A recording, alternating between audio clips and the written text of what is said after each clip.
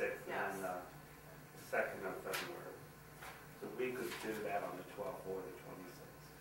And then we come back to police our attention. Okay.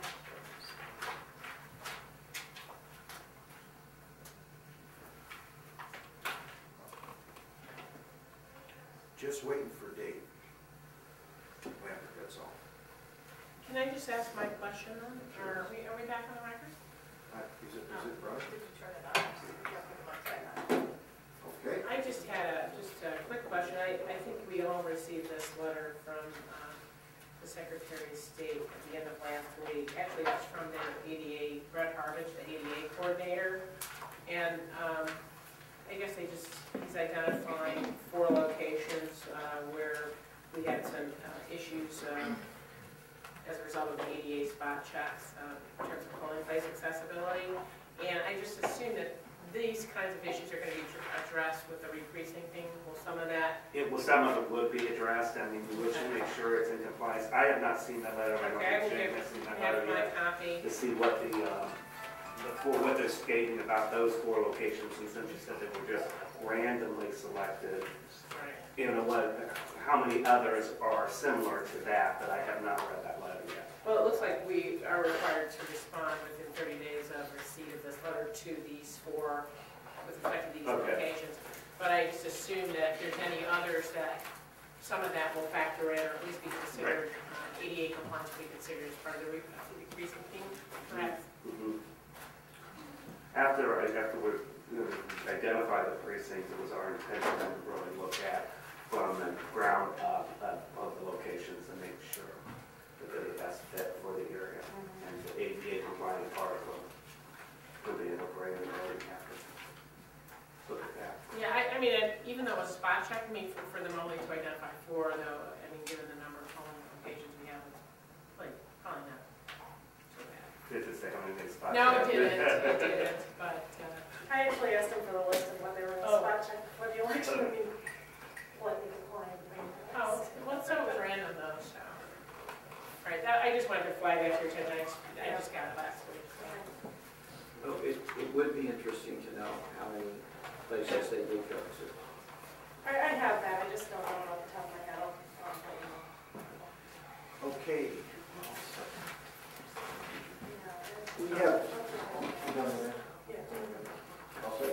We have the next item of business is a walk-on. I am received a letter from Mr. Roger Synenberg, who's here today. Hello, Roger. And Claire, who's in his office, along with Mr. Dave Lambert. Mr. Synenberg is asking for this board. I guess I recognize you, Mr. Synenberg. Do you want to summarize your position, and then we can hear from Mr. Lambert?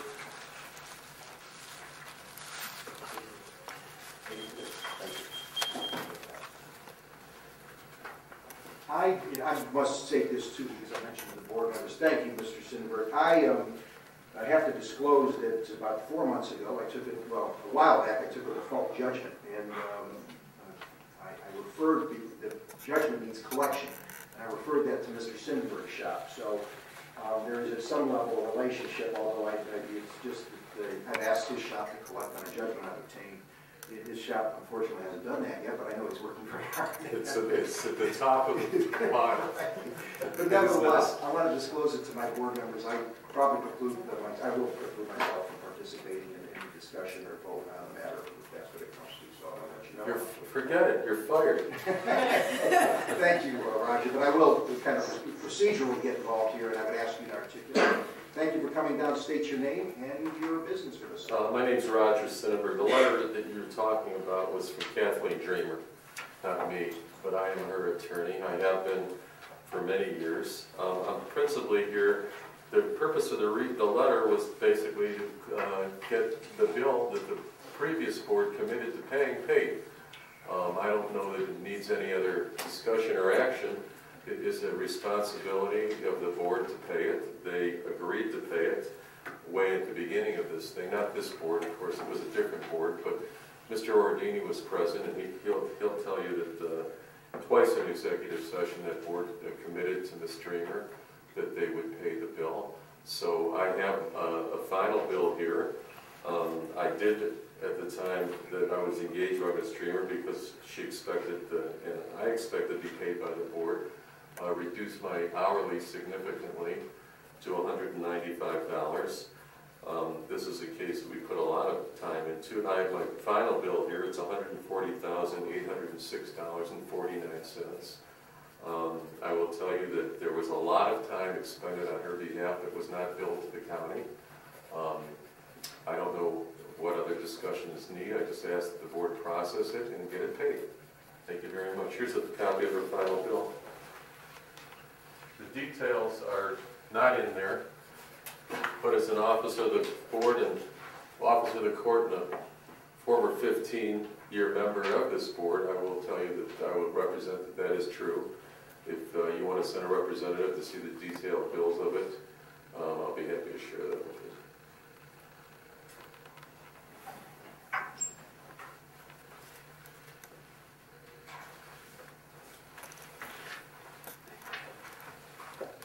I just have a question.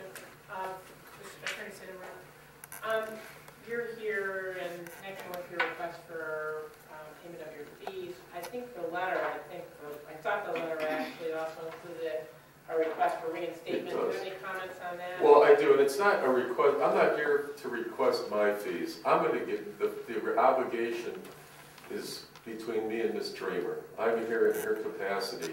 The board's obligation isn't to Roger Synenberg. The board's commitment was made to Kathleen Dreamer.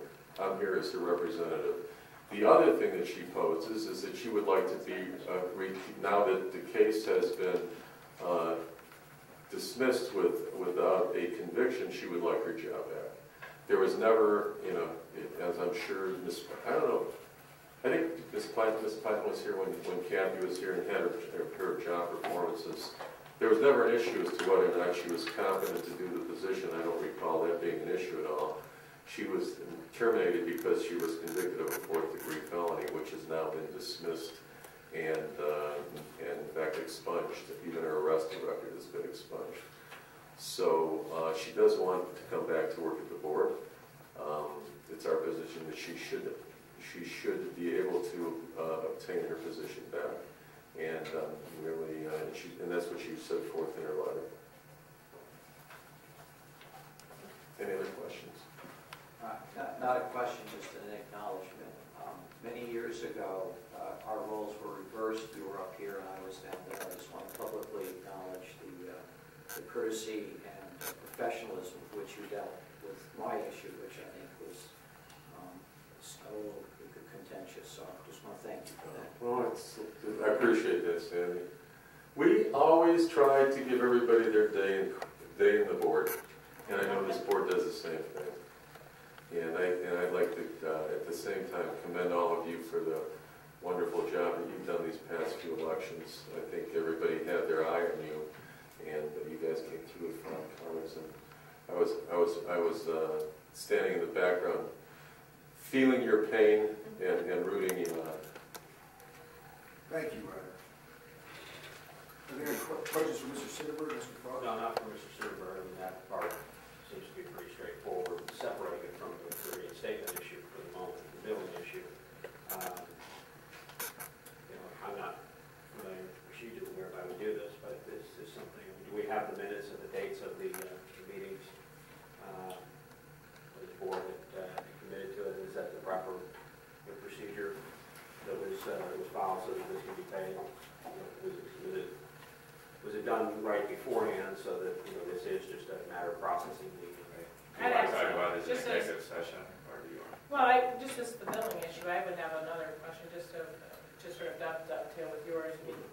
The representation was made that you were a part of that discussion. I wasn't. Oh, well. I mean, I was. I don't want to present mistake the when representation, but that you somehow had witnessed the approval of or the commitment to approve. I don't know know there were exactly. discussions, but I don't think it was ever voted on. That the prior board. Could you just? Do you want to talk about this in executive session? Well, the billing issue is. I know the personnel reinstatement issue is something can we discuss this in the executive session? The billing issue. I assume so. Attorney fee, payment of attorney fee. Okay, I guess I'll move to go into executive session for the purpose of discussing the personnel issue. Did Mr. Synenberg want to make a Did you have a comment? No, I don't know, when I was on the Board of Elections, we had minutes of our executive sessions. They did not refer to the content, but the subject matter, so that you can go back. I didn't keep notes of the dates that I was here. I know I was here, I want to say the second time was in April, right before the trial started, to get a reaffirmation from the board.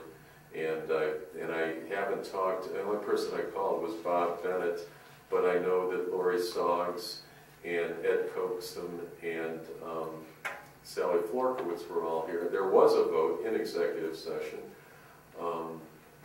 At least this, I can't remember the first one. I do remember the second one, because the second one, I wanted it on the record in public so that there wouldn't be an issue about this. And they insisted on going in executive session. I deferred, and it was the four of us, and it was Mr. Ordini. And if his memory is different than mine, it is. But I talked to Mr. Bennett. He's the only one of the board members I did talk to, because I wanted to have an affidavit in front of you. And it is my position that this just needs a motion, approval, and a payment. And that's all we're looking for. If I just, as a matter of fairness to you, want to express, I guess, my two concerns with the issue you presented. One is, I think we had a similarly situated person that we did not pay her fees, although I could be wrong about that. So I think we need to treat everybody similarly situated the same. I'm sorry, go ahead, Sam. And then just the other issue, the concern I have, although I'll raise it further perhaps in executive session, is I have a concern that the board would have made a six-figure commitment, and I mean, your number is not surprising to me given all the work you've done on this matter, that would be done, a commitment by the board would be done in executive session to encumber funds and not in public session. I have a question as to whether or not we can really do that. So those are just two concerns I have with what you've presented. If you want to respond, I'd appreciate it. I sure will. The first one, I know that you're talking about Jackie Maiden's attorney's bill. Oh, I'm sorry, Rosie Greer's attorney bill, if I recall. He had previously made application post-conviction to get his bill paid. But what I did was I came in here pre-retention to get the commitment of the board. So I think it's I think there's a clear distinction. And with respect to whether it should have been in public session or not, you know what?